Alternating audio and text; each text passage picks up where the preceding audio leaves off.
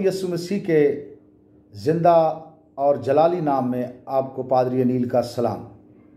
मेरे अजीज़ो, आए हम खुदावंद के ज़िंदा कलाम में से मुकाशफा 7 बाब और उसकी पहली 17 आयात पर गौर व फिक्र करें, और अपनी रहनुमाई के लिए हम पहली 3 आयात मुकाशफा 7 बाब उसकी पहली 3 आयात की तलावत सुनेंगे। कलाम मुकद्दस में यूँ लिखा है, इसके बाद मैंने ज़मीन के चारों कोनों पर 4 फरिश्ते खड़े देखे। वो ज़मीन की चारों हवाओं को थामे हुए थे, ताकि ज़मीन या समुंदर या किसी दरख्त पर हवा ना चले। फिर मैंने एक और फरिश्ता को जिंदा खुदा की मोहर लिए हुए मशरक़ से ऊपर की तरफ आते देखा। उसने उन 4 फरिश्तों से, जिन्हें ज़मीन और समुंदर को ज़रर पहुँचाने का अख्तियार दिया गया था, बुलंद आवाज़ से पुकार कर कहा कि जब तक हम अपने खुदा के बंदों के माथे पर मोहर ना कर लें, ज़मीन और समुंदर और दरख्तों को ज़रर ना पहुँचाना। खुदावंद के कलाम के पढ़े और सुने जाने पर खुदावंद की बरकत हो। आए अपने सरों को खुदाए पाक रूह की रहनुमाई के लिए झुकाएं। खुदाए पाक रूह, हम तुझे दावत देते हैं कि तू इस वक्त हमें छू, ताकि हम तेरे ज़िंदा कलाम को सीख सकें। तेरे बेटे यीशु मसीह के जलाली नाम के वसीला से आमीन। मेरे अजीज़ों, खुदावंद यीशु मसीह में आप सबको सलाम, क्योंकि उसकी सलामती हमारा असासा है और हम उसकी सलामती में ही उसके कलाम को सीखते हैं। किसी ने कहा कि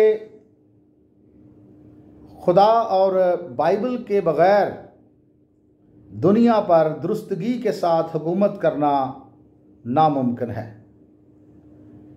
यसाया नबी फरमाते हैं कि उसका नाम अजीब मशीर, खुदाए कादिर, अबदियत का बाप और सलामती का शहज़ादा है। अजीज़ों, जबकि पहली 5 मोहरें बड़ी मुसीबत की हौलनाकियों को जाहिर करती हैं, जैसा कि आलमगीर गुमराही का आना, आलमगीर कश्त खून की होली का खेला जाना, आलमगीर काल, आलमगीर सतह पर अमवात का बढ़ना ख़ास वजूहात की बना पर, आलमगीर सतह पर मुक़द्दसीन का सताया जाना, उनकी एज़ा रसानी का 5वीं मोहर में ज़िक्र है, और 6ठी मोहर में बादशाही की मुनादी का बयान मिलता है। आज का मौजू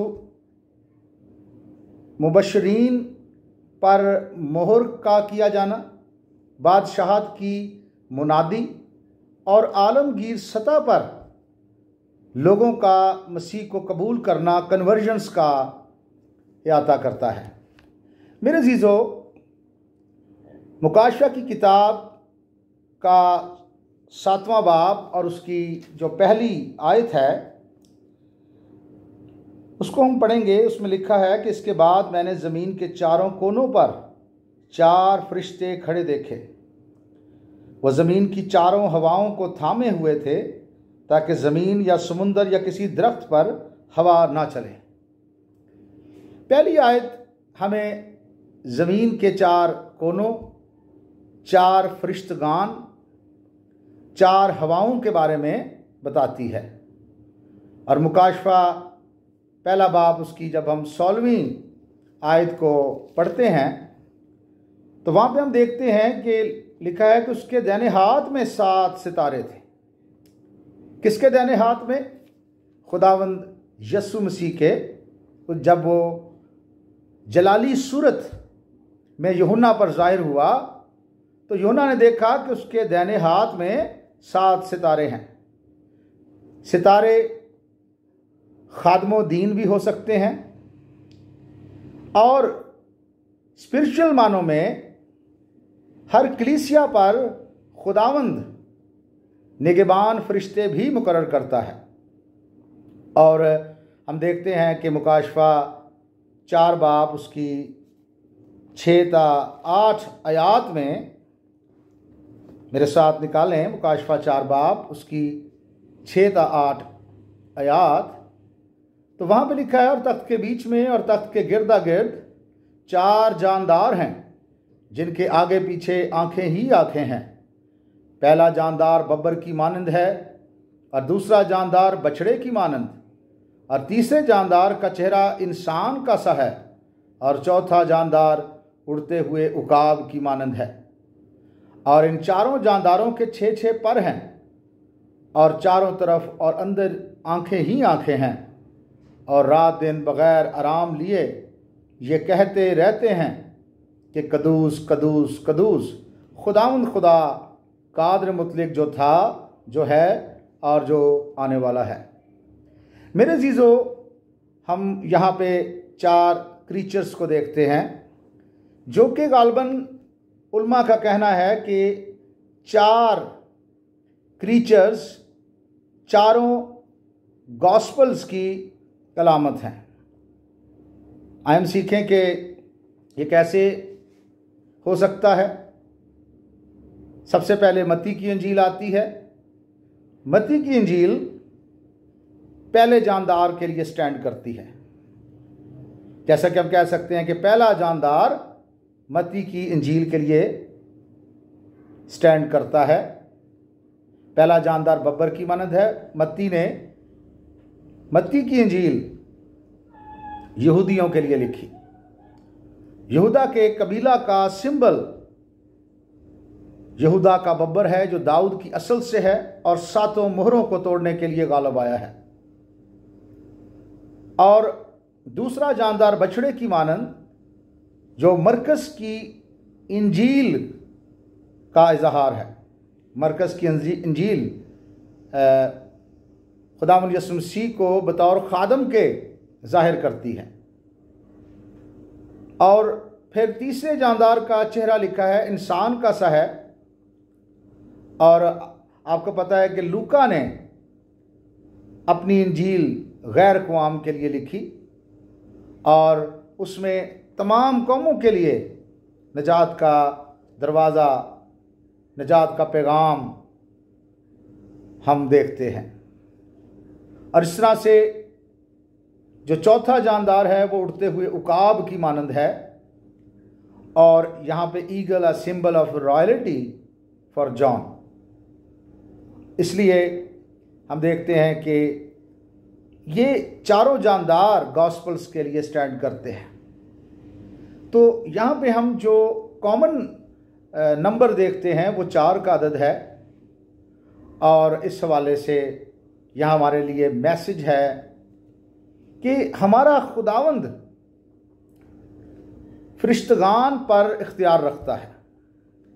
और मुकाशफा की किताब जैसा कि फरिश्तगान की एक्टिविटी से भरी हुई नज़र आती है, और अगरचे कि खुदा ने उन्हें बनाया है तो भी वो खुदा की तरफ से ख़ास फ़राइज़ को अंजाम देने के लिए मखसूस किए जाते हैं।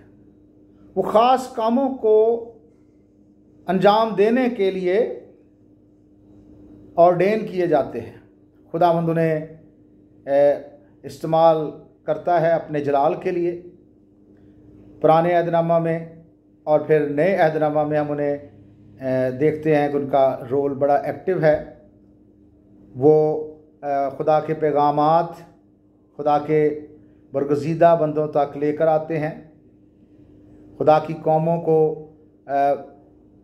नजात का मुज़्ज़ा सुनाते हैं। वो इंसानों पर अदालतें नाजिल करने के लिए भी इस्तेमाल होते हैं। गो अदालत नाजिल करने का हतमी इख्तियार खुदाए बुज़ुर्ग व बरतर के पास है, लेकिन वो खुदावंद के इंस्ट्रूमेंट्स हैं, डिवाइन एजेंट्स हैं। और बाज़ औक़ात वो खुदा के चुनिंदा लोगों की बुरे वक्तों में बुरे लोगों से मुहाफ़ज़त भी करते हैं। मुकाशफा की किताब हमें बताती है कि खुदा बाख्तियार है। यीशु मसीह ने खुद दावा किया कि आसमान और ज़मीन का कुल इख्तियार मुझे दिया गया है। तो मेरे अजीज़ों, मुकाशफा की किताब को अगर गौर से देखें तो आपको ये 7 कलीसियाओं पर निगहबान की हैसियत से भी दिखाई देंगे। वो कलीसियाओं की रिपोर्ट खुदावंद यीशु मसीह के सामने पेश करने के भी जिम्मेदार हैं। वो खुदा के डिवाइन एजेंट्स हैं जो ज़मीन पर खुदा की मर्ज़ी को पूरा करते हैं। अजीज़ों, मुकाशफा की किताब में 7 मोहरों का, 7 प्यालों का, 7 नरसिंगों का जिक्र है और ये सारी अदालतें खुदावंद अपने फरिश्तों के वसीला से मसीह को रद्द करने वाली दुनिया पर नाजुल करेगा। और ख़ास तौर पर जब 7वीं मोहर को फरिश्ता खोलने वाला होगा तो उसको खोलने से पहले मेरे अजीज़ों, आप देखें कि खुदा के जो चुनिंदा लोग हैं, यानी बनी इस्राइल कौम, उनको खुदावंद यहोवा की तरफ से बड़ी मुसीबत के दौरान उन्हें मुहाफ़ज़त दी जाएगी, उनको प्रोटेक्शन दी जाएगी।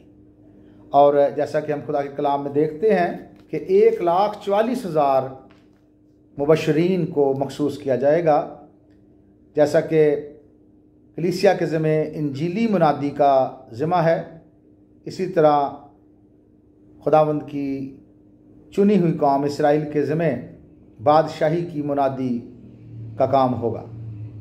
मेरे अज़ीज़ों, पूरी दुनिया में ये चुने हुए लोग जो तादाद में थोड़े से होंगे, ये बादशाही की मुनादी करेंगे, जिसके नतीजा में अनगिनत लोग बड़ी मुसीबत में से खुदावंद यीशु मसीह को कबूल करके शहादत का रुतबा हासिल करके वो खुदावंद के तख्त के आगे सफ़ेद जामे पहने और खजूर की डालियां अपने हाथों में लिए हुए खड़े होंगे।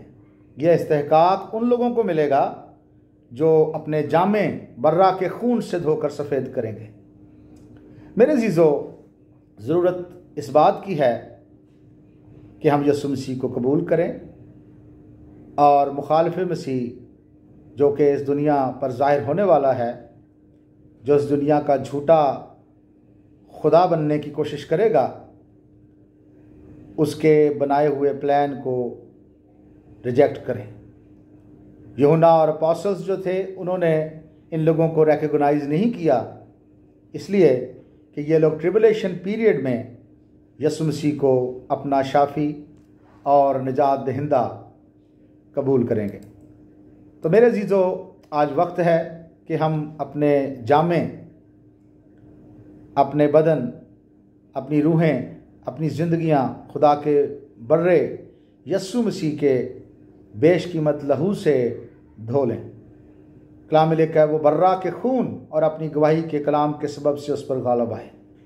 अजीज़ों, खुदावंद आपसे मोहब्बत रखता है और वो चाहता है कि आप उस आने वाली हौलनाकी से बच जाएं। जैसा कि कलाम में लिखा है, चूँकि तूने मेरे सब्र के कलाम पर अमल किया है, इसलिए मैं भी आजमाइश के उस वक्त तेरी हिफाजत करूँगा जो तमाम दुनिया के रहने वालों पर आने वाला है। अजीज़ों, हालात बद से बदतर होते चले जाएंगे, लेकिन जो खुदावंद यीशु मसीह से मोहब्बत करेंगे, खुदावंद यीशु मसीह के पीछे चलेंगे, वो अबदी ज़िंदगी पाएंगे। कलाम में लिखा है, जिसके पास बेटा है उसके पास ज़िंदगी है, और जिसके पास बेटा नहीं उसके पास ज़िंदगी नहीं है। आए हम खुदावंद को अपनी ज़िंदगी में कबूल करें। खुदावंद आपको बरकत दे, क्योंकि वक्त नज़दीक है।